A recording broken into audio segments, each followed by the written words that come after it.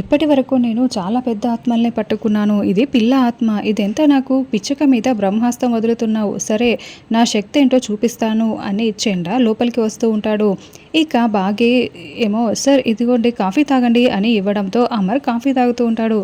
రాథోడ్ అక్కడే నిలబడి పేపర్ చదువుతూ ఉంటే మనోహరి చెంబ గదిలో ముచ్చట్లు పెట్టుకుంటూ ఉంటారు. అప్పుడే ప్రచండ తన మంత్రదండంతో ఒక మంత్రం వేయడంతో డోర్ దానంతటా అదే ఓపెన్ అయిపోతుంది. మెల్లగా అడుగు లోపల పెట్టి అడుగులు వేసుకుంటూ గేట్ లోపలికి ఎంట్రీ ఇస్తాడు.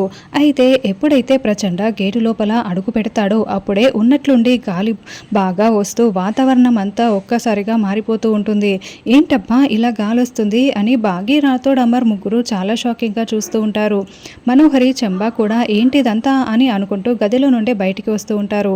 ఇదంతా చూస్తున్న కారులో కూర్చొని ఉన్న రణవీర్ మాత్రం చూస్తూ ఉంటే ఈ ప్రచండ ఏదో చేసేలాగానే ఉన్నాడే అని అనుకుంటూ సంతోషపడుతూ ఉంటే ప్రచండ లోపలికి రావడంతో బుజ్జమ్మకి అర్థమవుతూ ఉంటుంది.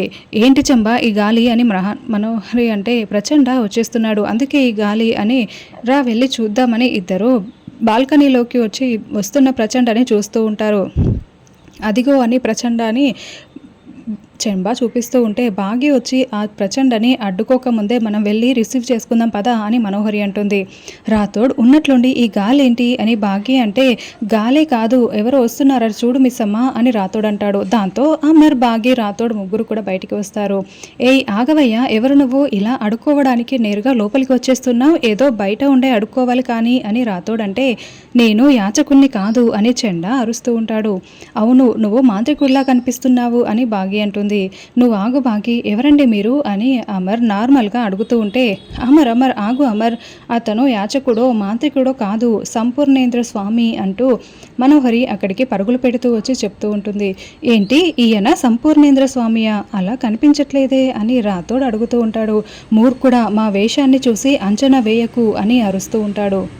అవును కవర్ పేజీని చూసి అంచనాలు వేయొద్దు అని మనోహరి అంటే టక్కున సామెతలు పక్కన పెట్టు, ముందెతను ఎందుకు వచ్చాడు అని బాగి నిలదీస్తూ ఉంటుంది. పూజ చేయడం కోసం అని మనోహరి అంటే ఏం పూజ, క్షుద్ర పూజ అని రాథోడ్ అంటూ ఉంటే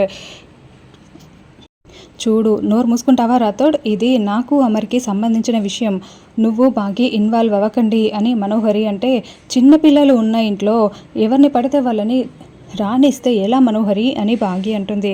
చూడు నీకు సంబంధం లేదని చెప్తున్నా కదా అని మనోహరి అంటే వెయిట్ ఏ మినిట్ అని అమర్ అంటూ ఇంతకీ ఏం పూజ అని అడుగుతూ ఉంటాడు. నువ్వు గతం మర్చిపోయావు కదా అమర్, ఈ స్వామీజీ చాలా మహిమ కలవాడు, ఏవైనా దోషాలు అరిష్టాలు లాంటివి ఉంటే పోతాయి అని మనోహరి అంటే అంత పవర్ఫుల్ స్వామీజీనా అని రాథోడ్ అంటాడు.